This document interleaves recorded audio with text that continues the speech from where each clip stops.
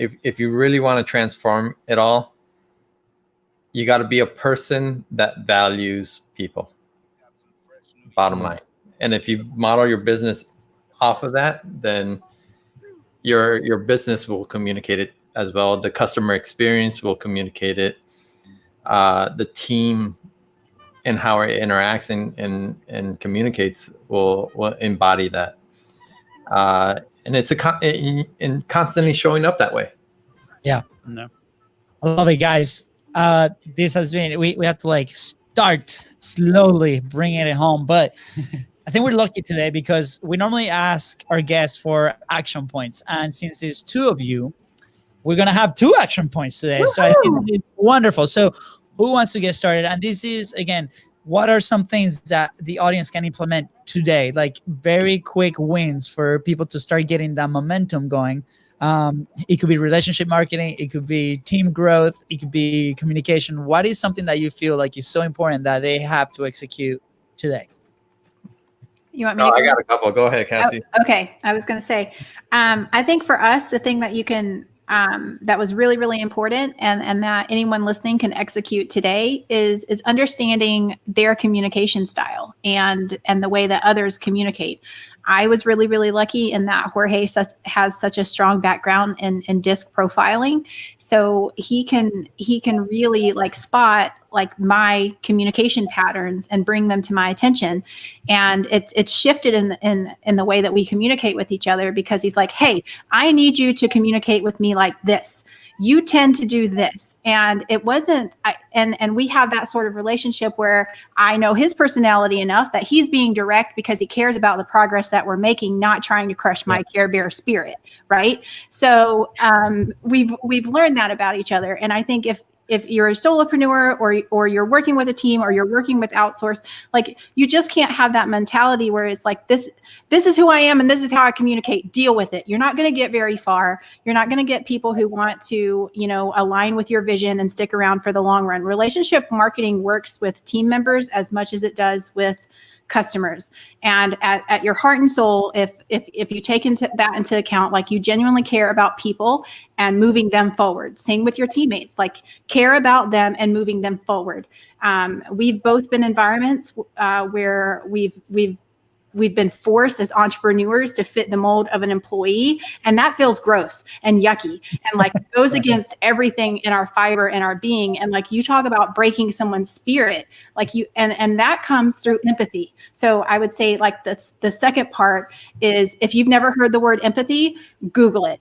Do some research and find out how you can start working empathy and gratitude into your daily routine. It will change the way that you talk to people. It will change the way you treat people at the grocery store, at the checkout line, at the drive-through order. Like permanent shift in the way that you treat and communicate with people, and you will just find yourself like in a completely different environment and business and in your life. Yeah, I love it. Don't worry, guys. My brother's just plugging the computer. He went to look up empathy. That's right. He just went to look empathy on Google. I love it. Thank you so much for sharing that. Now, Jorge, your turn. Okay, so there's a bunch of different little exercises. I'm trying to see which one would be great and juicy for your audience, and so. And if you have the other ones, you can always send them to me and we can put them on the episode notes so people can actually go ahead and check them out. Okay, so the first one that came to mind is this one. A lot of people don't know what their superpower is or why they earn somebody's business. Go out and ask your friends, ask your spouse, ask your family members, and get feedback and ask them, if I had a superpower, what would it be? And they're going to give you what they see as your superpower. Fair warning, you're probably going to reject what they have to say. Because chances are they're going to point out something that you think is, everybody has, and yeah, it's common, right? Everybody has it. Yep. Chances are it's not. Plus, naturally, most people have a hard time receiving compliments. Yeah. And so this is to show you where your strong suits are. And if you want extra credit, ask them where you're falling short.